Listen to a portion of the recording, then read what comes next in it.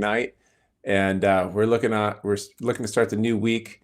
And I've been thinking about this a lot. Last year, I actually recorded not a podcast, but a video like this, and I was just talking about your immune system, and I started it by saying that, so you've all probably seen all the panic and fear that's in the media surrounding this coronavirus. Well, nothing's changed, right? But this same thing that I told you a year ago is that I got some great news for you. I got great news for everybody, and that news is this: is that you were born with an immune system that's 99.9% of capable of fighting this coronavirus. So I don't know that if you remember what your immune system is, but if you think back, right, to when you went to school or college and you were taught that, we were taught that all the time, that all of the time your body is surrounded by bacteria, it's surrounded by viruses, and it's also surrounded by social media. But we've got this thing called an immune system that's designed to deal with bugs and designed to deal with bacteria and designed to deal with viruses. And a lot of the time your body's actually carrying bugs and bacteria and viruses, and you don't even know it. So here's the quick facts. Approximately 20% test positive for antibodies in their blood against influenza in a regular flu season. What this means is that they were exposed, that they were infected, and that their bodies were doing what it was designed to do, and that's to help you maintain your health. So think about this. We've had approximately 130 million people test positive for coronavirus. So if it was the virus, and the virus was what is lethal, then we would have 130 million people dead, okay? But it's not the strength of the host, it's the strength of the virus. Your body, it's so smart, it's designed to protect you from viruses, and about 3/4 of the people who are infected are actually symptom-free from this coronavirus, or they're so mildly that they don't even identify themselves as being sick when they were questioned during some of these studies. So the reason why I bring this up is that our bodies, your body, my body, is designed and built. It's designed and built to be able to deal with bacteria, designed and built to be able to deal with viruses, and deal with all kinds of different things that we've come across in our environment. So if you didn't think that you had the flu, you probably didn't. You probably did, but you didn't know that you were designed to be a flu fighter, right? So that's the first thing that everybody should do when they're reading all this panic and all this fear of the coronavirus. They need to go, look, humans have been living for millions of years. We've been surrounded by viruses and bacteria. We live amongst them, for crying out loud. It doesn't mean that things are different because there's a virus with a new name. You know, the corona type of viruses, they're not new, and they've been around. In fact, 30 to 40 of the flu cases last year came from percent of the coronavirus, and 30 to 40% of flu cases from last year came from coronaviruses. So this is just, type A was a new mutation. The Delta was a new mutation. Mutations happen. And actually, if you look in your bottles of bleach in your household products a year ago, a lot of them said they were effective against coronavirus. So it's not a brand new thing anyways, but it gets a lot of attention in the media over the last year. So we can all agree that has become a big thing. Imagine if we would have had this panic before the internet. Imagine if we actually lose our minds before social media.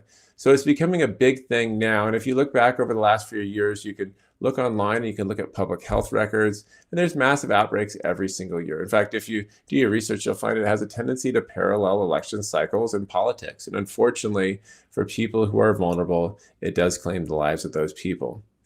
But look, it's not that we don't care about grandma, but you have to care about grandma. You have to care about making sure that grandma is healthy. You have to care about that grandma is eating right, that grandma is exercising right, that grandma has a positive mental attitude, that grandma has a clear nervous system, that grandma isn't like toxic in her body, so that grandma can actually be healthy. But the problem is that nobody's taking responsibility for grandma. In fact, nobody's taking responsibility for the health, and that's why we are in the way that we are, because we are afraid. And so now we have this big, huge coronavirus epidemic that's not going anywhere. And this is the thing. And it's important. This is the important bit that I want to give you hope. When people get sick, especially with the flu, they do all kinds of different things. And I mean, because if you think about it, that includes you and your family members, and includes people you'll know and people that you don't know. And you'll know all these people probably did different things. And some of you will probably still covering yourself in bleach and driving in your car with your masks on, and taking over-the-counter flu remedies every time you feel like a little cough or a sniffle, or taking ivermectin, just in case, prophylactically, and hydroxychloroquine. Some of you have gone to your general practitioner and you've gotten antibiotics for a viral infection, which makes absolutely no sense. Uh, but one of the things I want you to remember is that your body, all of our bodies, have an immune system. It's an immune system that's designed to kill pretty much every virus and bacteria on the planet that it needs to. A lot of times, if we ever got sick in the past, we said, I just rest a few days in bed and my body's going to recover.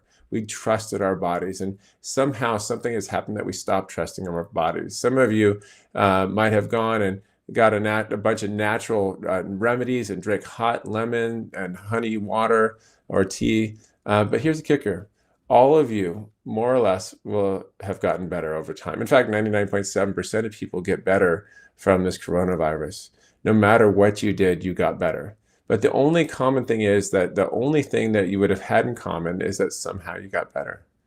And that's because you have an immune system. And so what I'm saying is that this panic, this one that's been going on for a year and a half or more, it's very, very real, but it's very overinflated because of the fear. And you just have to remember that you have an immune system. It's your responsibility to take care of your immune system. Your body has been evolving. It's been adapting for millions of years. You've been dealing with these bacteria and viruses from the second that you were born, and you're still here. And so here's what gives you some hope. Take a deep breath and enjoy the day, enjoy the night, and enjoy the next day. Look, I'm Dr. Osborne. I'm trying to remember that the only thing that you have to fear is fear itself. You are a brilliant and powerful healer. You were a born virus killer. And look, we exist in this office to help people live a fully alive life. And we believe that equipping Silicon Valley to build natural immunity is exactly how we do that. So this week on Thursday, we're having an immunity masterclass. And I promise you, it will challenge your health paradigms. But I also promise you, it'll leave you with tools to inspire your health journey during this next flu and cold and flu season. So if you want to go, message us and we'll get you tickets. Just drop down in there. Hey, look, I want to be there. Okay.